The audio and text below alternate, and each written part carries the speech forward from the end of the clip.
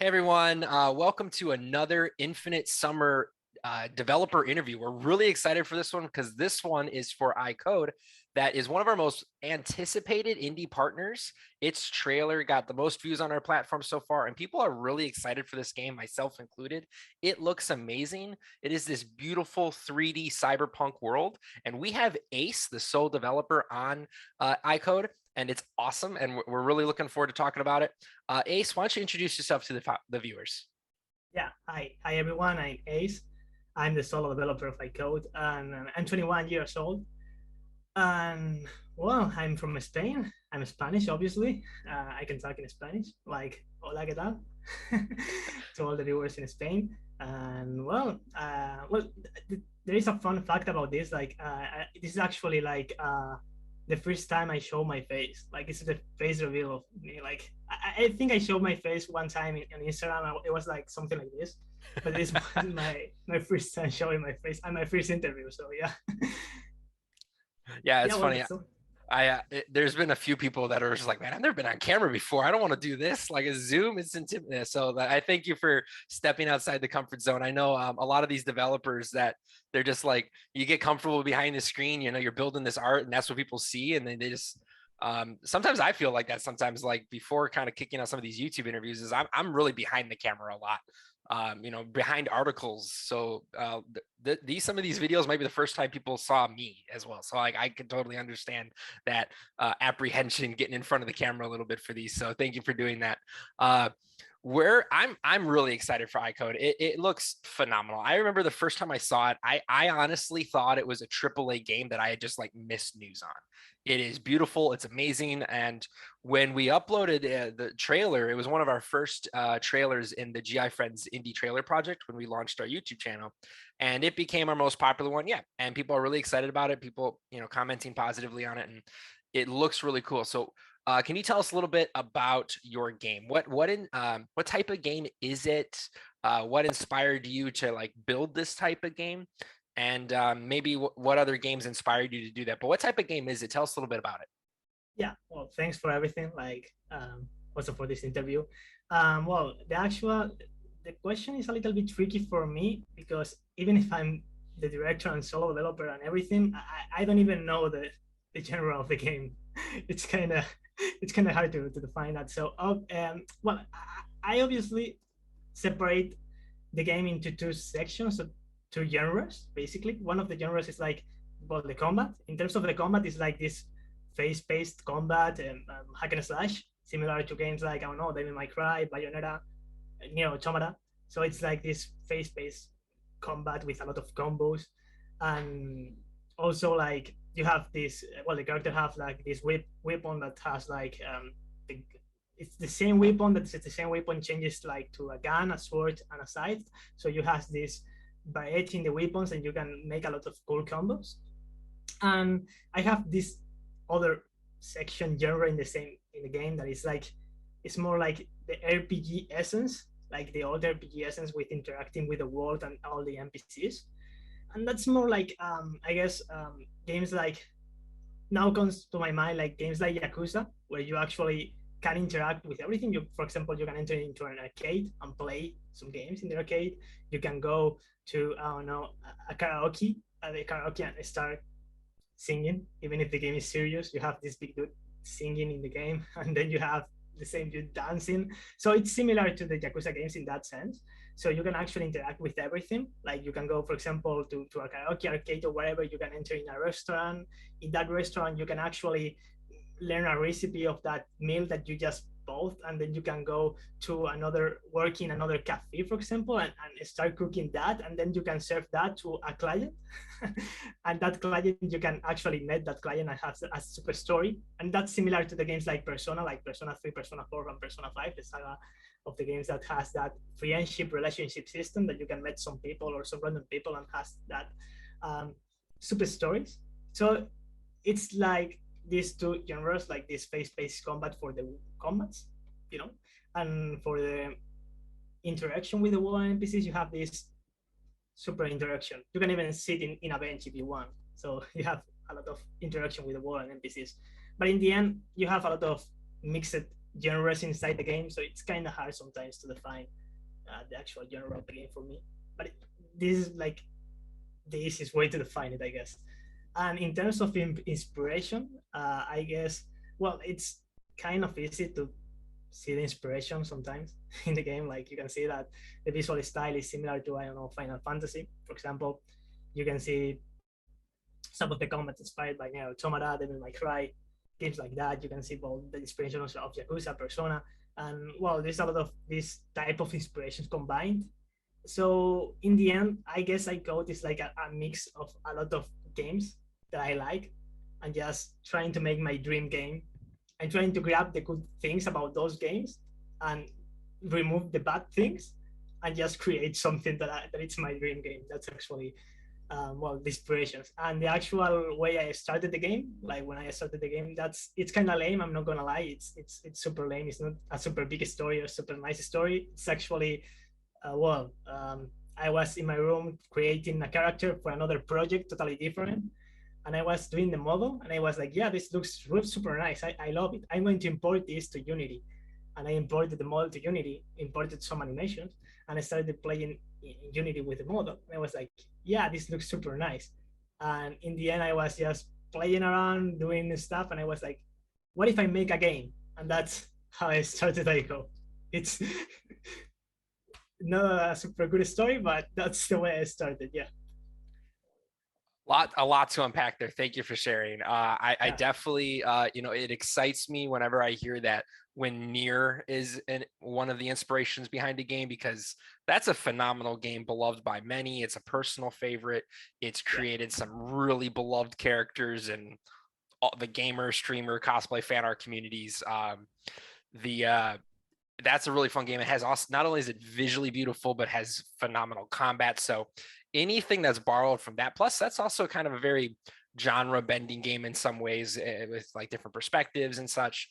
So it's definitely cool to hear that. I didn't know there was going to be cooking in the game, so that's an unusual but really cool addition. We're going to be working on getting some gameplay in the background for this video, but some things that before that, I've only seen the main trailer and a brief amount of gameplay. It's at this point, it sounds like it's third person, like kind of like a third person action adventure type perspective for the bulk of the game. It sounds like. Uh, it is really another thing that really stood out to me that was really cool is it seems like this started from the art and render side, and it turned into a video game, which is a really cool origin story for it. I know you said not a cool story, but I think that's a cool story because that might be a good explanation for just how beautiful this game is. So the game is visually very impressive. That first trailer looks really beautiful. The character models are just really well done.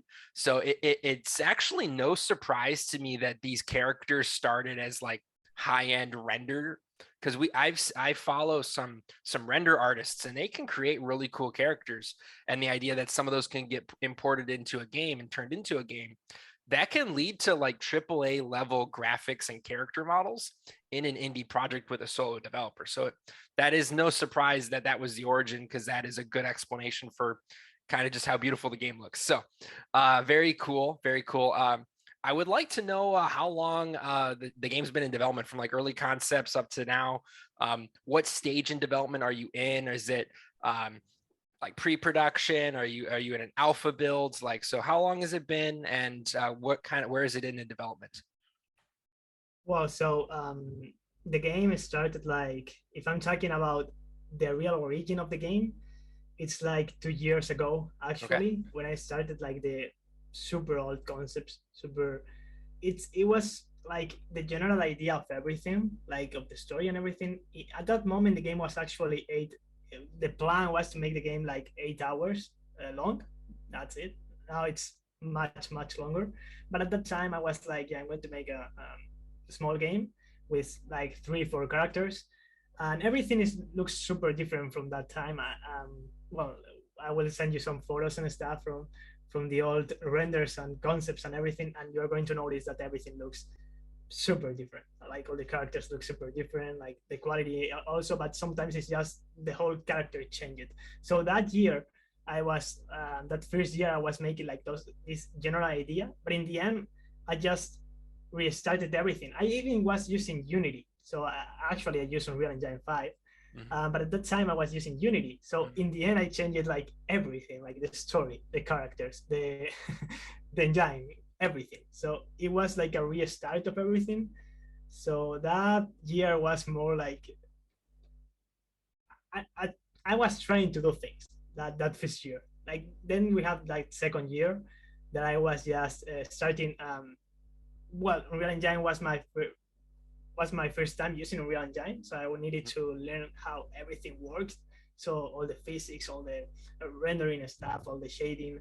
So I started basically learning everything in Unreal Engine. I spent like a lot of months trying to figure how I was doing like all the investigation process basically. And also I was trying to improve my CG, and that was the moment when I also did like the AIKODE teaser that it's on YouTube. So that was to learn like all the CG stuff, improve my CG art. So basically that was the moment when I started also uploading things on Instagram. So it was like a year ago that.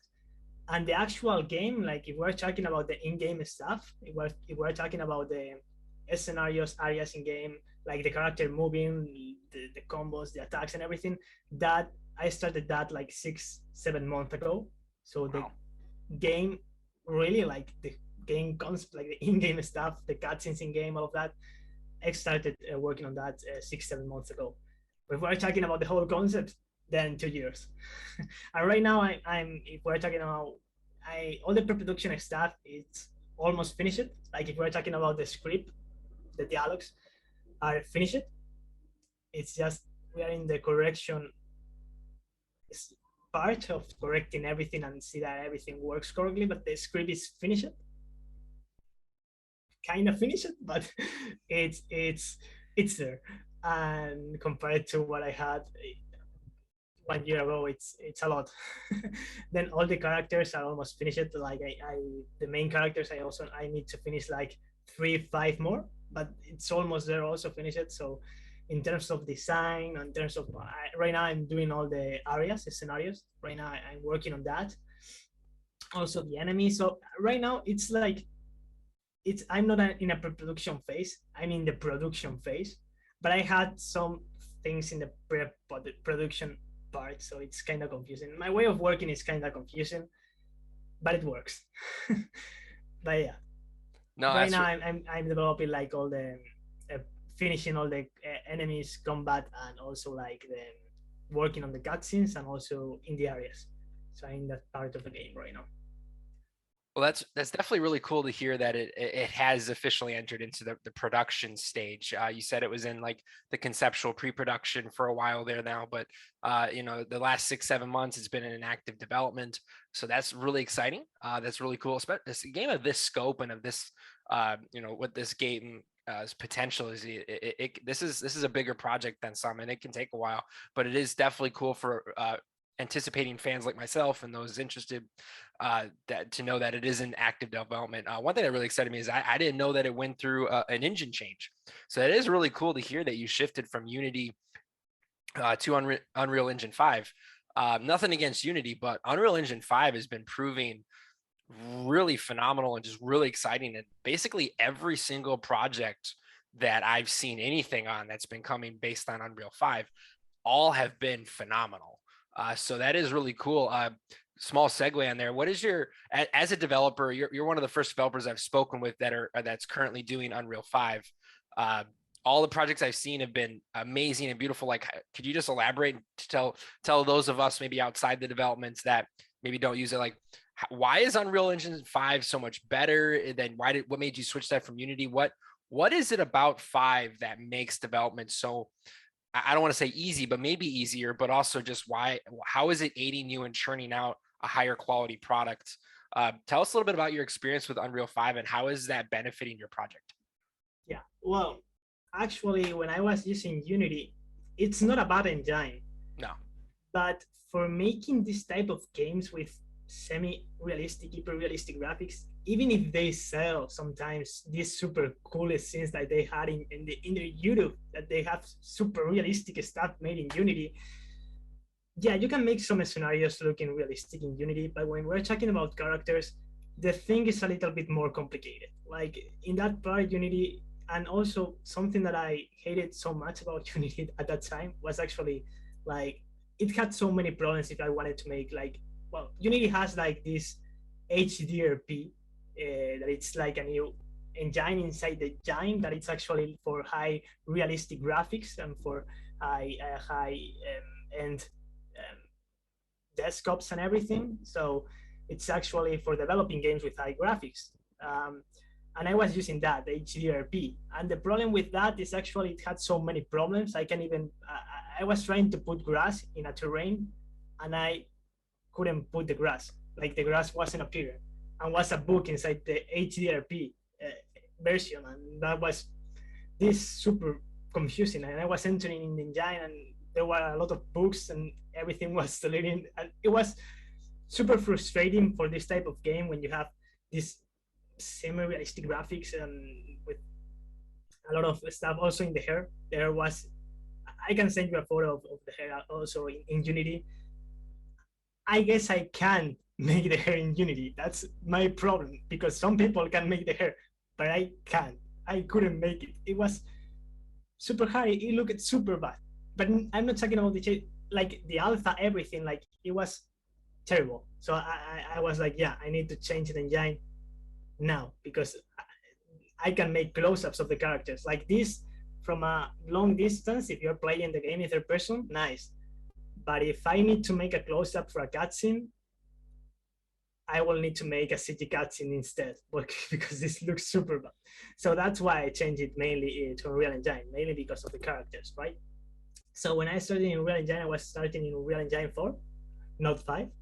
But Unreal Engine 4 was also really good because I just, well, they have a lot of example projects, a lot. So you can just grab shaders and learn about everything that Epic just set up for you. So you can actually learn a lot about it with example projects, right?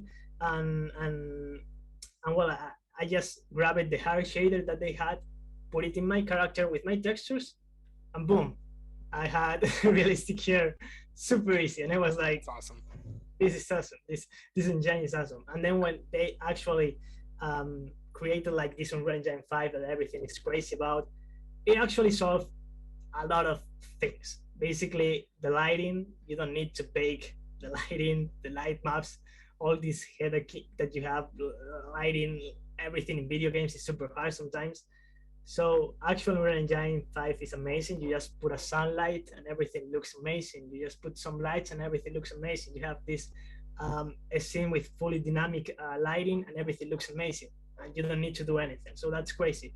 And then you have Nanite that obviously for static meshes is obviously super nice because you have these super high definition models, for example, for a building.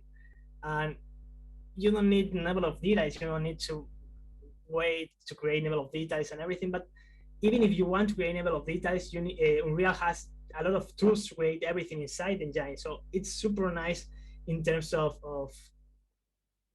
like if you want to be if you want to use engine for making this type of game with realistic graphics, I will recommend using Unreal Engine because obviously I'm going to say it's easier. It's far easy with all the sample projects, with all the tools that has Unreal.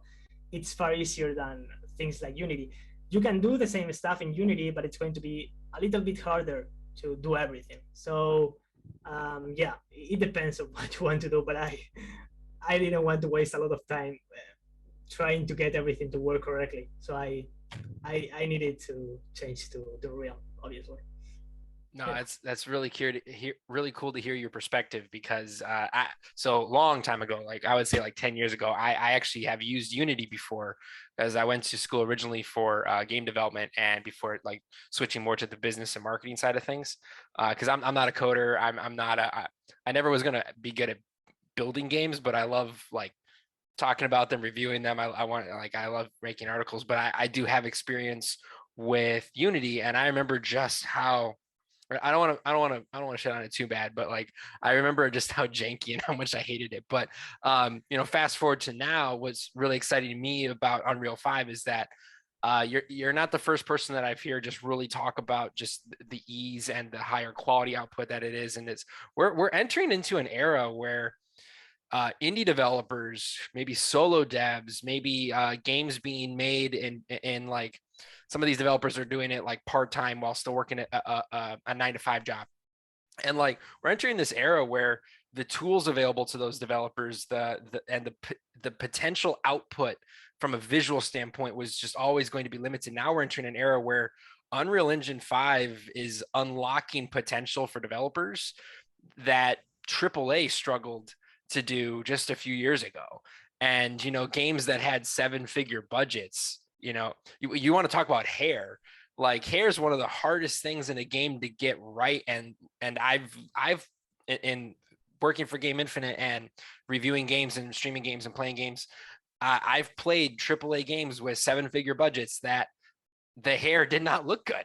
And it just goes to show that if you got a team of 50 people, 100 people, 200 people, and a 7-figure budget and this big production, and hair is still a difficult thing to pull off.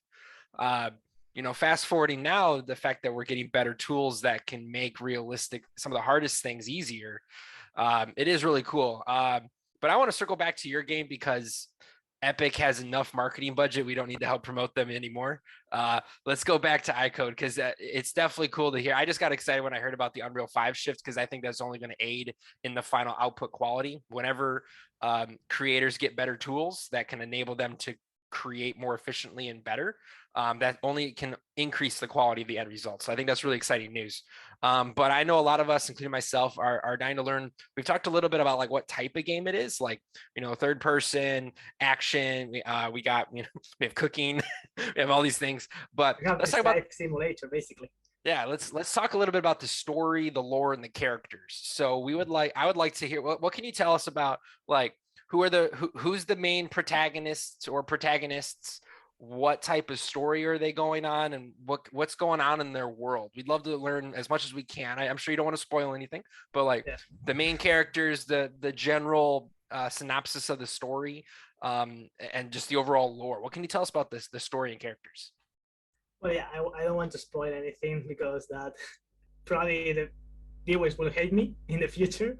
So I will try not to spoil anything, but the basic story is super typical, I guess. You have this android in a world that she needs to explore the world, and that's it. It's super typical. It's super, a lot of times, a lot of people, a lot of companies in movies, in video games, in everything, they have done this, obviously.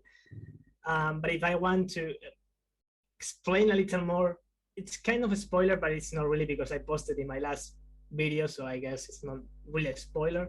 But the actual android is created from a human, but she can remember her past as a human, basically. And that's the plot twist, I guess, the mini plot twist in the synopsis, I guess. And then we have that she needs to fight these creatures that are called like Kiao, and they are kind of like metal creatures, weird, like human-like creatures, but monsters combined with like a zombie combined with metal. It's kind of weird, the concept, but yeah, it's like these super creepy creatures that has the game. And she needs to fight those creatures. She doesn't know why she needs to fight those creatures. She's just receiving orders from the Order. So she's actually receiving orders from the Order. It's the government of the world, basically. And that's basically the mini story. And the main character is this android that is called Aiko. That's the main protagonist, basically. And the fun thing about this is that she has like this amnesia because she doesn't know anything about the world or about her past as a human. So the player learns everything about the story, about her past, about everything at the same time as she understands everything. So the player is understanding everything at the same time. So when the player is not understanding anything, she's like, I don't understand anything. So it's like it makes sense, you know. If I don't want you to understand something, I'm going to say that she don't understand something. So it's kind of like this play thing with the player and the character. The players are So kind of like on a journey of discovery with the protagonist. So as she learns things, we as the player start to unlock information and knowledge as well. yeah, and I actually gotcha. the way I That's cool. write in the story, it was kind of like a mystery way of writing everything, like similar to some series or games that has that like these cops, right, in trying to investigate some crimes. So similar to that, in a sense that you don't understand something, then I put you the truth, the truth in there, and you think that's the truth. You think that you're super smart and you're not understanding everything, and then I just contradict everything that you have learned, and then I put the truth again, and then I contradict you another time. So it's like this kind of play game with your mind. It's always playing with your mind, the game. So that's the way of telling the story. So everything is a lie all the time. Literally everything is a lie. That's a joke we have in the mini team, right? That all the time we're saying that everything is a lie. And wait, well, in terms of characters, playable characters, also in the game we have like six, five. I think there are six playable characters. But actually, the main character, as I said, is Aiko. These six playable characters make sense in terms of the story because I'm not going to spoil anything, but it makes sense in terms of the story. But it's actually Aiko understanding the lives of these characters at the same time as the player. So, and in terms of if we're talking about the lore or of the world and everything, I'm again, I will try to not spoil anything. I'm going to try to be well, right. So we have um, we are in the future, far, far in the future, like a lot of years have passed, and in the Earth, humanity is separated into two sectors, basically. So you have the sector Niti and the sector F. In the sector F, basically, it's like a place full of nature, grass, trees, animals, everything natural, right? And then you have this super big tree um, that it's huge and like maybe 200 meters tall, right? It's super huge. And it's covered in metal too. And at the same time, you have this big city surrounding this tree, and the, the city is hanging with the tree, like the tree is grabbing the city basically. It's kind of confusing, and this city is like a steampunk, so you have this steampunk technology. So you have this different culture, and then you have the sector Niti. That the sector Niti is actually a place that it's kind of cyberpunk with a lot of this colorful cyberpunk aesthetic with a lot of lights, a lot of colors, and you have this futuristic sci-fi part of the game with a different culture completely than a steampunk. Obviously, steampunk is a totally different technologies. It uses completely different technologies, cultures, the faith, everything is completely different in these two sectors.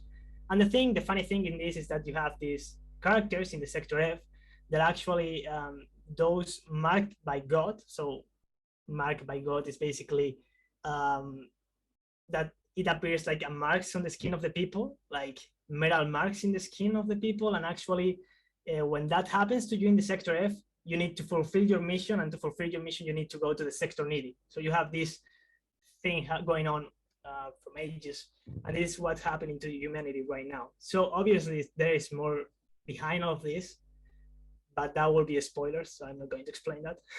And you also have a lot of different areas and different places, like some people have seen it, like Shibuya in there, or the ruins of Shibuya, but I'm not going to explain what's happening in there because that's going to be a major spoiler for the story.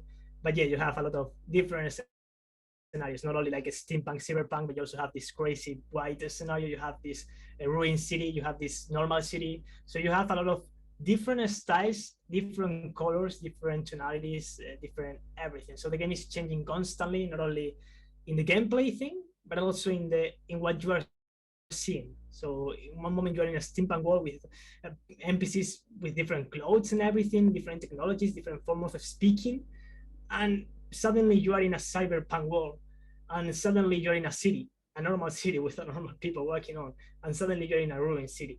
So it's all the time is changing, and it's hard to define like what's the art style, because a way to say is like is cyberpunk. It's not really cyberpunk because at at the first part you think it's cyberpunk, but then you're in a steampunk city with trains and rails and everything, and you're like, what is this? It's not the same game.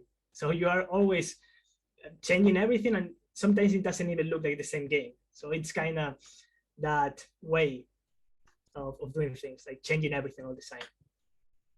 Wow, that's all very fascinating and very illuminating for like trying to get a better sense of the game. Like, I knew about the cyberpunk aspects because obviously that's a big inspiration for some of the characters' designs and what little we've seen of like from the first trailer and everything. But it's definitely really cool to hear like this world is divided and there's whole different like cultures that have approached technology differently. So the information about like a steampunk culture and setting and part of the game is really cool. That as the character as the player is able to progress through the game and travel this world, they'll be able to see vastly different like art style, art aesthetics, I should say, and like technology styles.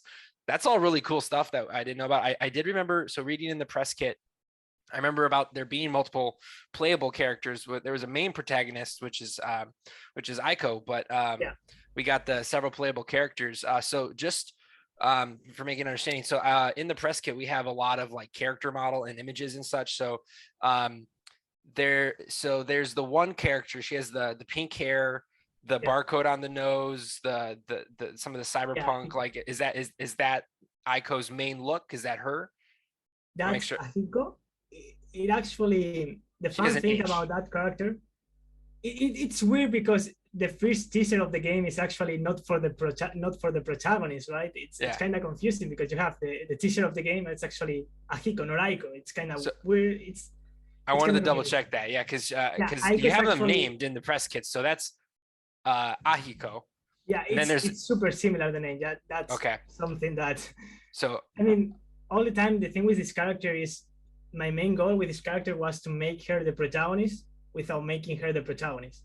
well, she Like, has a really cool character design. So yeah, I mean, that like, was the idea. is she one of the playable characters? Yeah, it's one of the playable Okay, characters. she's really cool. I mean, it's Yeah, definitely she's very visually unique and memorable. So Aiko is the one without. So that's just AIKO. So she has like a light pink long hair, yeah, bright it blue has like eyes. the white hair, and sometimes in some renders has like the butterfly in her eye, Mhm. and in Okay, the others it's I like see. just a blue eye, So red eye, so that's and the protagonist. that's the protagonist. Ahiko is one of the playable characters. Looks like we have a few others. We got Emma, Puppet, uh, Yeah, Izagi. We have a couple. They all have we very have cool looks to it. I think Emma's look with like the ink tattoo and her hat, like that's a really cool design as well. yeah, Um, now looking back, I just pulled up the press kit for reference. You were describing the kind of like the ruined ancient city where the steampunk culture lives. There's one image that you have that's um, very like post-apocalyptic overgrowth. It's the ruins of Shibuya. Shibuya. Shibuya. Okay. It's a real city from Japan, so Okay. So yeah, that's a really cool image that it sounds like what you were describing in that part of the game. So I just wanted to pull up the press kit for like reference for myself, and we'll try to put up some images and stuff in the background. I know you were going to get some new ones for us in prep for yeah, this. It's definitely cool to see the different characters and just learn more about them and the setting and the lore of this world. It's all very fascinating. I honestly I can't wait to play thanks. it. It's so actually that's a perfect segue. I would love to into one of my other questions is just roadmap to release. What does it look like for the remainder of development? Right now, we're smack dab in the middle of production. You've been working on the game in active development for about 6-7 months. You said, uh, do we have a release window, or are you planning on an early access period? When can players expect to first get their hands on it? And do you have any window in mind for like eventual full release? Are we looking at 2023, 24? When do you feel like you're first going to get it out to players, or whether that's early access or final? What does your roadmap look like? Well, it's kind of hard to say like Yeah. an exact date, to It's be hard to honest. throw a dart at a date on the calendar in the far future and say I'm going to hit that. Yeah, So I get it's, that. I can understand. and obviously with all the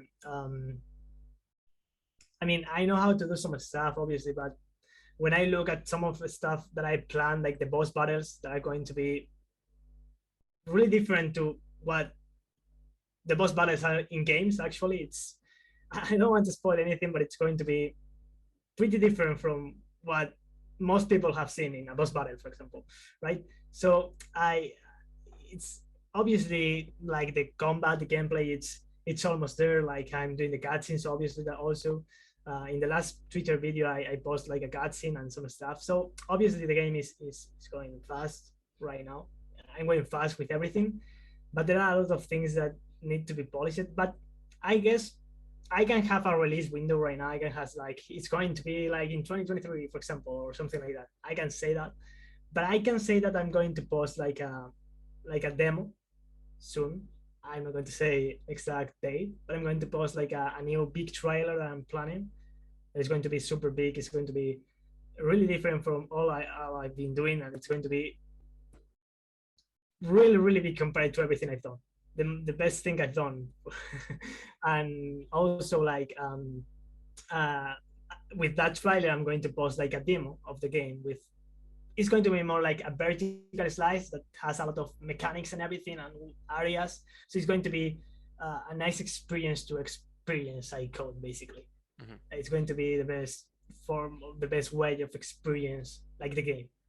So I'm going to post that demo, but as far as the game, it's going to be harder because obviously I also need to tag with all the voice actors, all the music. It's there are a lot of things that I need to define and in terms of copyrights and a lot of this stuff. So it's hard to define not only of the for the art or the script or everything, but for the other stuff too. It's kind of hard sometimes with this type of games that are super big. There are a lot of things that you need to take into account. So it's kind of hard to define like a final date. No, But I probably can understand. Like even going back to my examples, like I said, that's another thing that even AAA struggles with. Like hitting release windows is hard, and it's because you're looking far in the day. And I like I joked like it's like throwing a dart at the calendar, and it just a lot of these dates that we get they're very arbitrary, and it's a goal, but it's cool just to hear what type of roadmap options are. It's cool to hear that there's plans for a demo, so that is exciting news. I know demos are a great way for gamers to satisfy their curiosity a little bit and their anticipation, because that's as outside looking in, it's always that constant battle of like to be patient because you want the game to be good and finish and give the developers time, but also that anticipation where it's like the sooner the better and you want to play it now. And it's always cool to hear about roadmaps because it helps cool that anticipation a little bit. And news of a demo is really exciting. A lot of these developer interviews we've been talking about, demos, and some of the developers that we've talked with and partnered who are also in the GiFriends trailer project is some of them have demos, and it's really cool to get that hands-on to see more about the game and check it out and help spread word. So it's definitely really cool to hear that demo is in planned. I would say as we come to a final wrap, was there anything else that you think viewers should know about AIKODE that you'd like to share? Was there anything else that you would think of that players need to know about? well, I mean, there's a lot of things actually that I will say, but the thing sometimes I want to say a lot of stuff really, but sometimes it's just a lot of this stuff is spoilers. So when I'm doing It's something hard. related to showing, for example, when I'm doing a trailer, I'm like, this scene is awesome. This scene is super awesome. I need to put it in the trailer, but I'm like, no, I can put it in the trailer. It's like a major spoiler. So the thing with the game actually right now, it's the thing is the game is going to be something that nobody expects. I can say that. Not only for I've talked a lot about the change and everything in the game. That's the way I define the game, changing all the time. Like you have changing scenarios, changing the color palette of the game, changing the characters, the playable characters, changing the gameplay, the combat, changing It's always changing. Mhm. So, but it's also changing the way it's telling the story in a sense. So I'm just going to say that it's quite complex. So the game has a complex story. It's not just the surface. Like the surface is really good because it's like this Android. It's similar to Automata. A lot of people love Nier. Everybody loves androids. Yeah, and people love androids. Agil and Nier. It's like, yeah, I love. Everyone is like loving the game. Give us more robots. Yeah.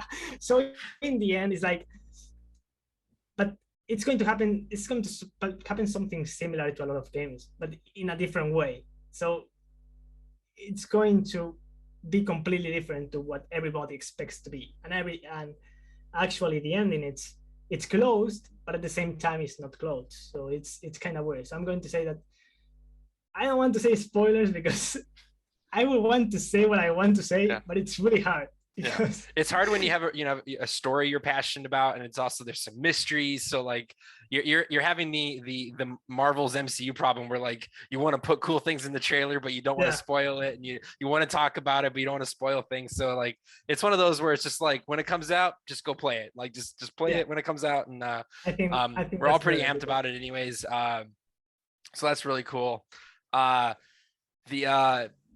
I want to thank you, Ace, for taking time out of your busy day to talk to us and help contribute to Infinite Summer's content. I know our fans and our followers are really excited for AIKODE. I'm really excited. I think the day it has a Steam page, I'm going to be wish listing it. And I think it's really cool. Thank you for doing this. And for those of you watching, stay tuned for more developer interviews. We got topical panels. We're going to be uploading trailers, all part of Infinite Summer. If you want to share one of these, help support the developer, we'll be putting links down in the description below. And we'll see you guys on the next Game Infinite video.